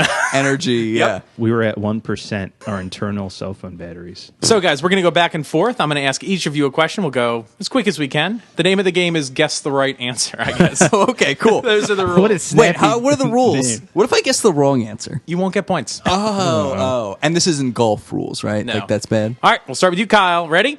Yes. What is the name of Alex's... There's a typo. What is the name of Alex's house? I'll go back. What is the name of Alex's horse? Oh, I don't even remember. You said it, and I didn't even know the horse's name was knowable. Tarsius. That's right, because we talked about how it was like Tarsus. Right. Eamon, what kind of sword does Mac use? Was this one of those games? I forgot I did it. A That's, funny. katana? That's correct. Eamon gets 1 point. Wow. Kyle, what is the name of the medical examiner? Oswald Cobblepot. I'm sorry. It is Howard. Eamon, who plays Kane? Mario Van Peebles? Very good. Wow. Nailing it, crushing it, cursing it. Why am Kyle, I doing so well on this game? I totally forgot I did this. I thought this was How a real- did you forget? Because this was a month ago and I forgot I made this game. Kyle, who sent the fax in the lab? Decapitation enthusiast. No, different fax. That's a fax earlier in the game. There's multiple faxes in Highlander 3. This fax was sent by Bruce. Oh, it's a Batman? Is it Bruce Campbell? Yes. Yeah, Bruce Eamon, Campbell. what is the name of the mountain where the cave is? Which cave? Yeah, There's only one cave. The Man Cave? Max Man Cave? The Bat Cave. The cave in the movie. Nigiri.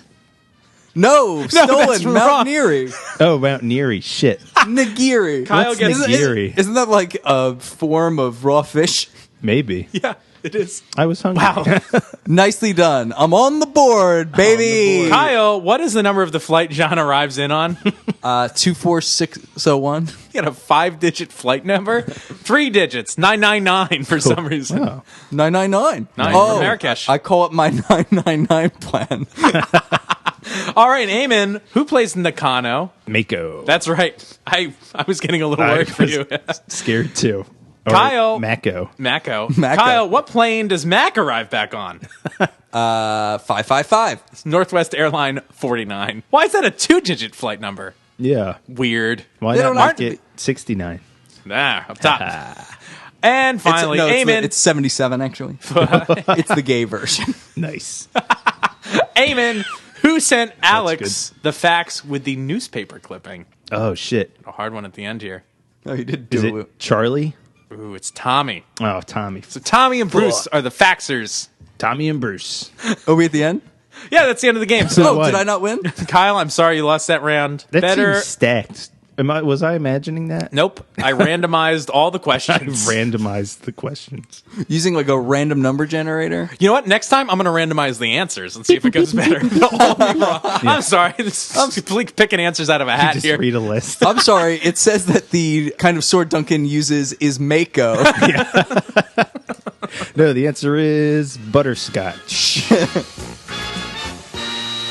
Well, guys, fun times. Let's talk about what we thought of this episode. I think this is like a good episode, but it could have been a great episode. I'm saying it right now. This episode should be a 5, and it isn't. There are some odd things that get in the way of what could be, with relatively minor changes, Yeah. the best episode of the series so far. Right. Absolutely. Like, it's so rich with the themes that are developed. Like, all these weapon themes of, like, becoming a hero, becoming a legend, like, the storytelling element, finally getting to see Max, like, the aftermath of Max's banishment. Like, this is all Like lore building and great stuff. This is so strong. And it's got Bonny Portmore, which I think adds like a very cinematic, grand element to it. So here's my rough recut. 3 less instances of Bonny Portmore. Okay. A less confusing quickening, less voiceovers. Dial Rachel down from like a 10 to like a 4. Yeah. I wish we got to just see like a different side of her too. Like she just always seems like angry. She turns on a fucking dime. She goes from being like, fuck you, asshole, you're a murderer and a grave robber, to be like, no, you're an avenging spirit of justice. Right. And I'm like, excuse me? Yeah. Like, let's all pump the brakes here. Grave And she- robber to like mythical force ghost creature. Yeah, like, and she has no reason to even know anything supernatural is going on ever. Unless she just always believed crazy old Maurice telling the story about... Yeah, and she was like dismissive about that That's true. story when he was yelling about it. Yeah, but now all of a sudden it's like, oh, he was giving a bracelet back. Surely he is Ghost. Right. So, but I don't know. I think even just like with some minor changes, like a lot of this episode like really comes together quickly, I think. I don't know. This has Yeah. got some of the strongest bones. It's been drinking its milk, baby, because Yeah. it's got some strong bones. Yeah. Recast the bad guy. Yes. Yeah. The villain is by far the weakest part of this episode. Except for the line to Jesus and his speech to Mac. Like his performance is awkward and I don't buy it. And I think he sounds ADR'd. Like his entire performance sounds dubbed. No, I didn't get that impression. Maybe it would have been wouldn't have been as flat if it was. Also, just like great symbolism, like good historical context. The costuming is fantastic. It's like full of emotion.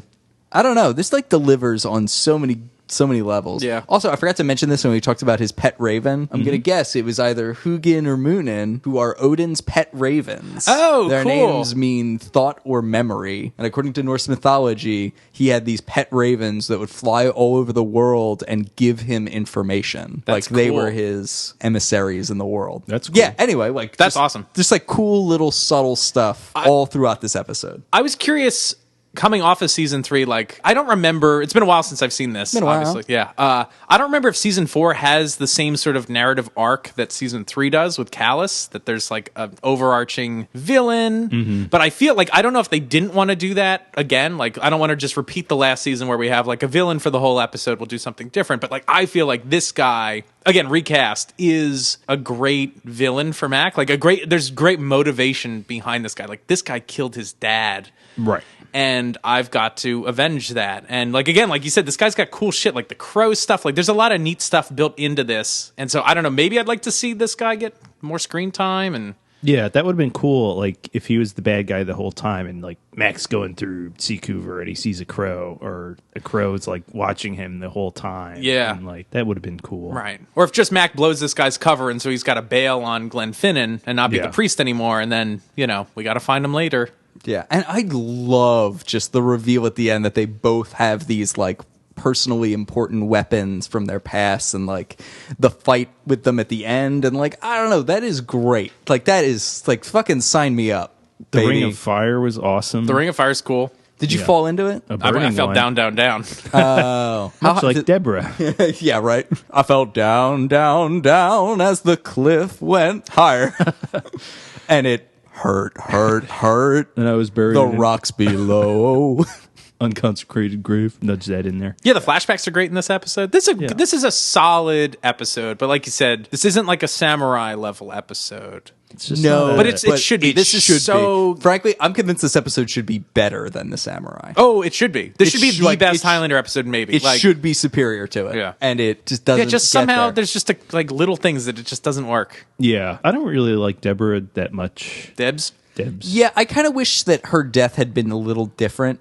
The Yeah. only reason she dies the way she dies, I would say, is because they needed a reason why Matt couldn't find her grave. That's the reason they Right. do it. I wish there had been another explanation, because again, this like whole like hostage taking thing is unpleasant and Yeah. like does not make me feel warmly about this character. Right. Like, I wish it was like his banishment meant they couldn't be together, or like if you could echo or call back that the reference in Highlander 1 where like his girlfriend thinks he's a monster afterwards. Like, he then That's a lot better. yeah, like he gets banished and she rejects him now and gives him back the bracelet. But Mac is like, you know what? Like, it doesn't matter. Like, I will still love you forever. Like, even if you can't understand this. Yeah. I would have liked that better. Yeah, and they could have personally. just explained him not being able to find the grave. I mean, Maybe he because- doesn't even know where. Maybe he doesn't know where it is. Right, and like Yeah. the priest mentions, it's like, do we have any more of these records? Like, I feel like we're losing track of graves. And it's like, maybe it's just like, just explain it away that way. Like, some of these have been here so long, we don't really have records of where these plots are, or... Though what I said wouldn't work, because if she gave him back the bracelet, it wouldn't have been grave robbed. But you know what I mean? Something, it needs to be Sure. workshopped a little. But, you know, I'd like the idea if she lived long enough to not be comfortable with his transformation. Yeah. Right. I don't buy like him regretting killing Robert that much, because Robert's such a piece of shit. Like, Robert and Rachel are both like, I feel like they both come off too strong as Yeah. negative. It might have been nice if, like, Robert's father also, like, egged him on. You Yeah. need to defend your honor. Ooh, that would have been good. Right. Like something to make them both a little more unwilling. Whereas, like, Robert does come on too strong. Yeah. But I mean, I still buy into Mac feeling guilty because he's like a young guy. He killed a guy who was his friend. Or maybe even if we just saw a shot of Robert and McLeod being close, so you Yeah. like had some reason to buy into the character other than he's a real cock. Yeah. Why is Joe here? Excuse me, cuck. Well, I meant to that's say another weird. Like, Joe is pretty superfluous, and it's kind of only because Jim Burns at the end of season Wanted to go 3 to was Scotland. like, Yeah. "Come on, let me go too. I want to make me part of this." And they were like, "All right, sure." So I agree in the context of this episode. We are about to talk about Brothers in Arms next, which is a Joe-centric episode. Right. I don't want to spill the beans too much on our coverage of that one, but I think this episode does a lot to show like a bond and a friendship between Mac and Joe, Yeah. which makes the events of the subsequent episode land more. Definitely. I tend to think.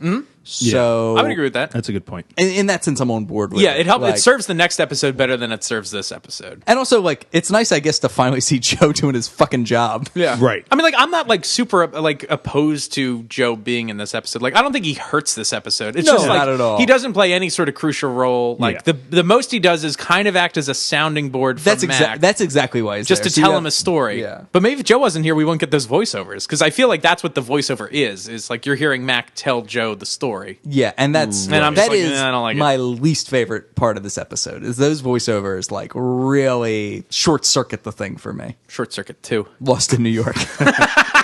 All right, I just talked for a long time. What else you got? I agree with a lot of that. Like I like the bones of this episode, but it's it just somehow is missing the mark, and it's a lot of tiny little things I think that add up to just it not landing right, or feeling right. One thing I like about this story too is it's a pretty simplistic story. Like these aren't some of the Callus stories where it's like all this like there's a lot of mechanics and like we've got to get this person here and this person there and like work out like there's a big scheme and a plot. Like this is an emotionally driven episode, which I like. In the Callus cycle, they are straight up schemes. Like they Yeah. are complex plans. Like here, everyone's motivation is very like simple. It's Yeah. like, and there's good bones to get people from place, or good mechanical reasons to get people from place to place. It's like Yeah. Max sees something he recognizes and wants to take it back. Yeah. The only like mechanical thing we didn't get in this episode is Mac not being incarcerated anymore. We're like, how does he get out? And it's like they obviously needed him not to be arrested anymore. But like that's the only thing that doesn't make sense. Like it's nice to have a story where like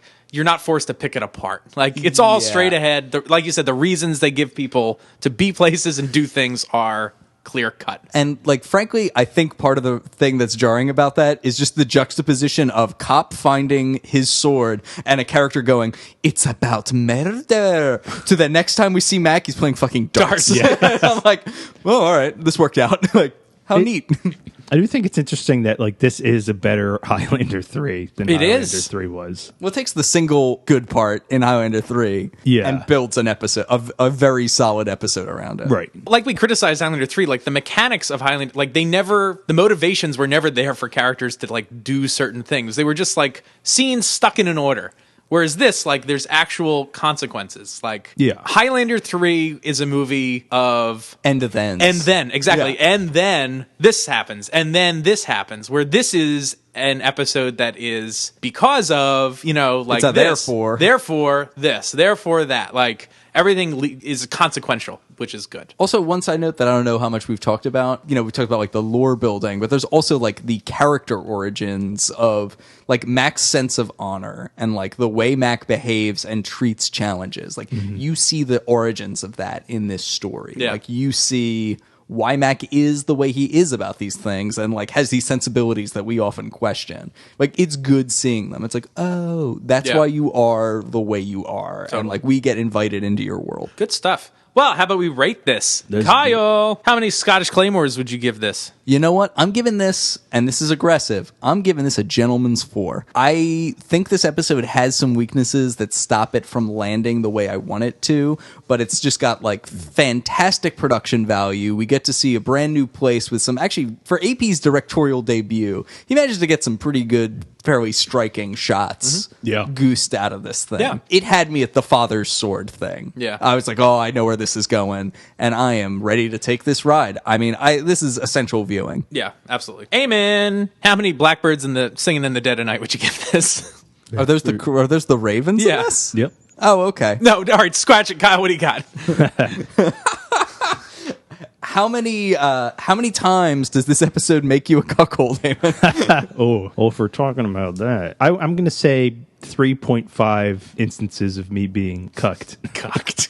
Okay, so that 0.5 time, like he was there, but like jumped out the window right before you got in. Yeah. I like turned the key and just saw his butt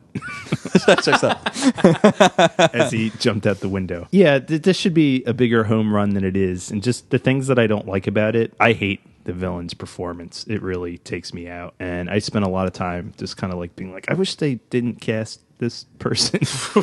But otherwise, it's an awesome episode. Yeah. It has all the ingredients that we like about Highlander. It does. Just kind of misses the mark a little bit. I will give this 4 We heavies. I think it's, yeah, like we said, it's got the bones, great mythology, lore building, it's all there. But yeah, it's just like maybe technically a little flawed, and it's like the villain is really the weakest part and hurts the whole episode, I think, which is a bummer. Also, you know what I think is pretty cool? In the special features, they show some like behind the scenes of like the directing of the fight. It's like intense. Like Adrian Paul is like, He's like, do it again. Do it again. like, Do it again. pick it up. Go.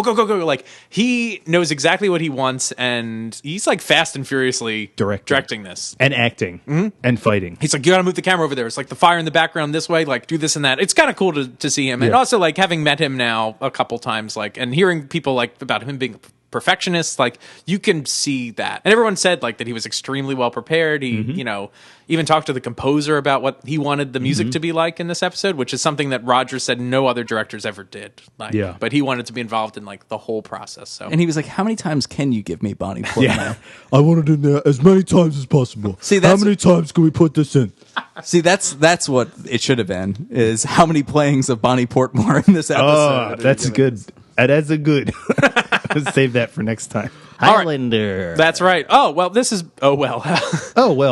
this has been a lot of fun talking about this episode. It's good to be back into the series, and it starts off with a very solid offering. Oh, like, definitely. You know, if it had been a long summer break and I hadn't seen any Highlander, and it comes back with this one, be like, holy shit. I'm like, yeah, bring it on, baby. Give me season 4. Yeah, it's good stuff.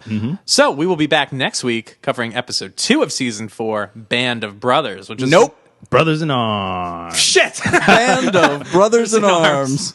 I can't believe I said that. Whatever. It's very similar. Yeah, it is. It's going to be great talking about that one. So join us next week. We've been your Rewatchers. I'm Keith. This is Kyle. This is Eamon. Bye.